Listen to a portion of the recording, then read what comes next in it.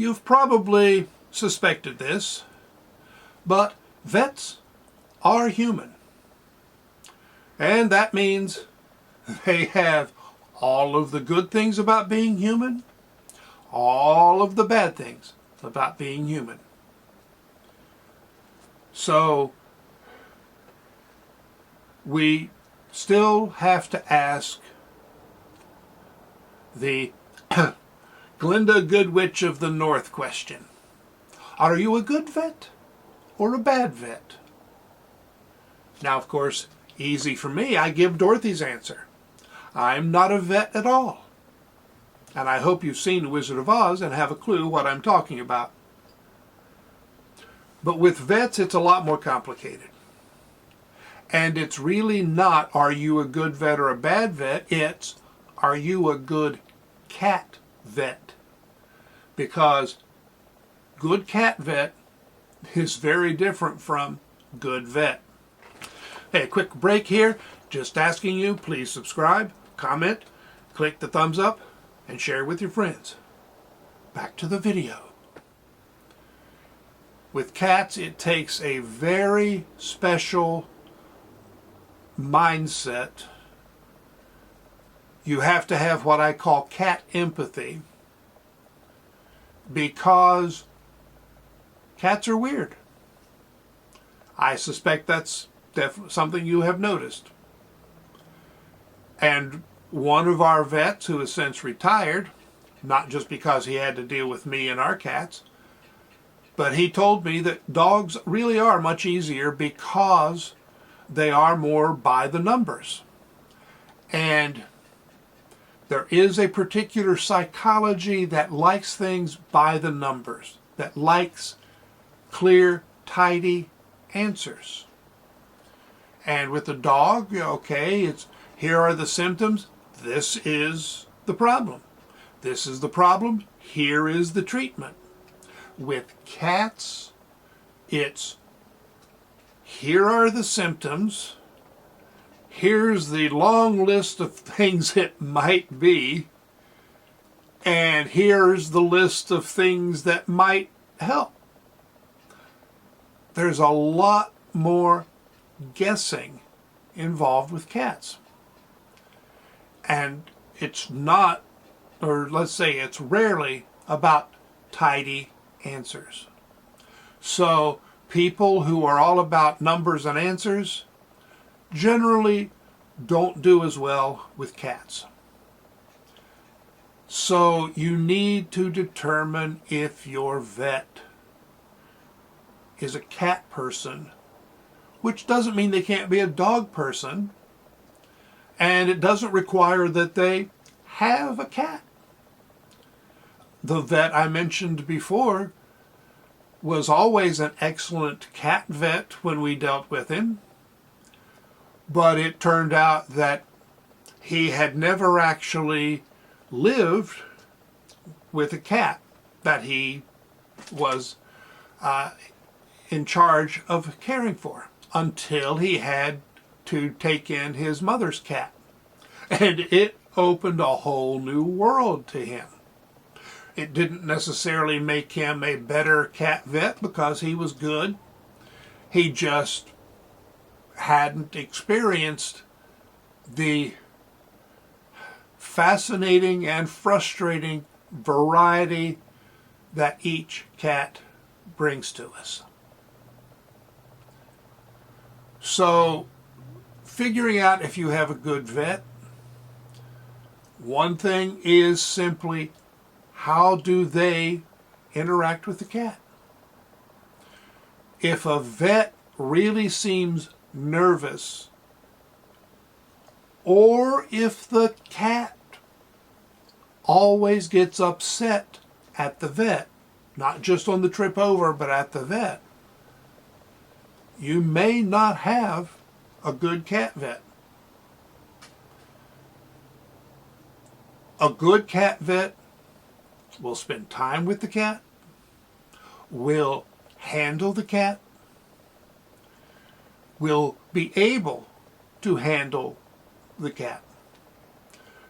One of our current vets, our main vet, can get a good look in the mouth, has even been known to scrape tartar off of a tooth with her fingernail. The cats let her. It's a good sign. Also, how does your vet respond to questions? Some vets, some just aren't comfortable with people because they never learned how to deal with people. A vet from our distant past told us that everyone who got the highest grades in his class were now out of business because they learned to do the diagnostics, never learned how to deal with people. He said those who learned what they needed to know then went to the pub, learned how to deal with people at the pub. So ask questions, talk with your vet. Now, they may not open up immediately. With our last couple of vets, they answered questions when we asked, but it wasn't until they got comfortable with us and realized that we did have a clue what we were talking about. It wasn't just asking questions for the sake of questions, and they've gotten downright chatty. A lot of, some vets, I'll say, enjoy the conversation, especially because they don't necessarily get to talk that often, because we are trained to shut up and listen and do as we're told anytime we're dealing with an authority figure, especially in the medical field. It's one of the variations of white coat syndrome, that you just fall into the obedience mode. So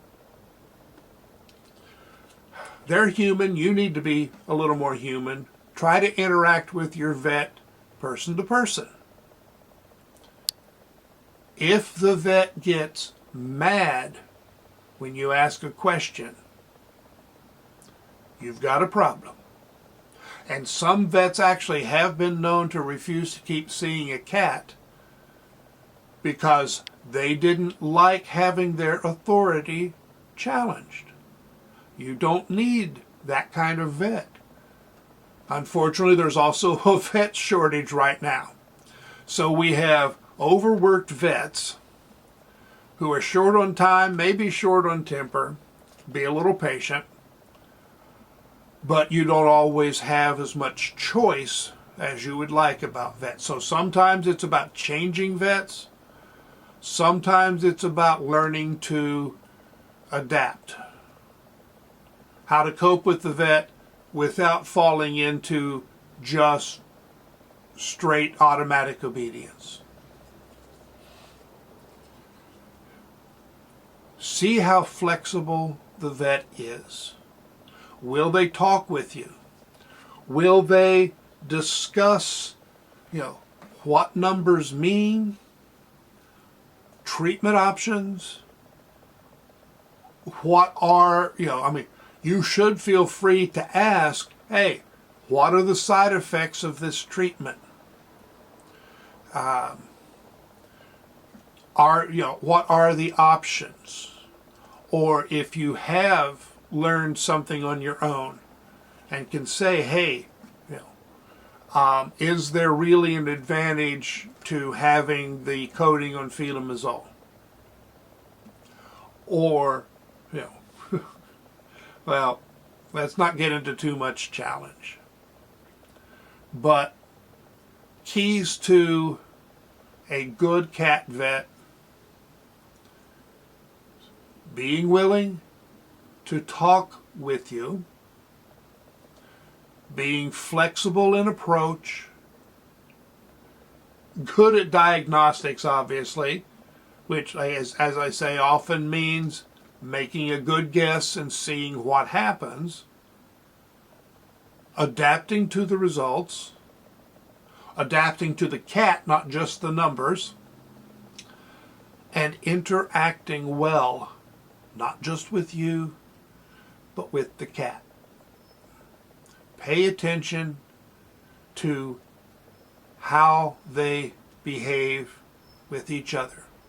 Watch the vet, watch the cat. It can be a pretty fascinating exchange. Well, I hope that helps. Be patient with your vet, but do not feel like they have more right than you do. You are the caretaker for this cat. You have to do what seems best overall for the cat. Whether that is saying, okay, I'm going to do what the vet says even if I don't quite agree with it, or does it mean doing something different? Does it mean changing vets? Do not give up your right to think. Well, I hope you will click the thumbs up for the video, subscribe to the channel, and share with your friends. Make comments. All of these things help the channel, help get noticed in the algorithms, and, well, maybe that'll help us buy some cat food. Good luck.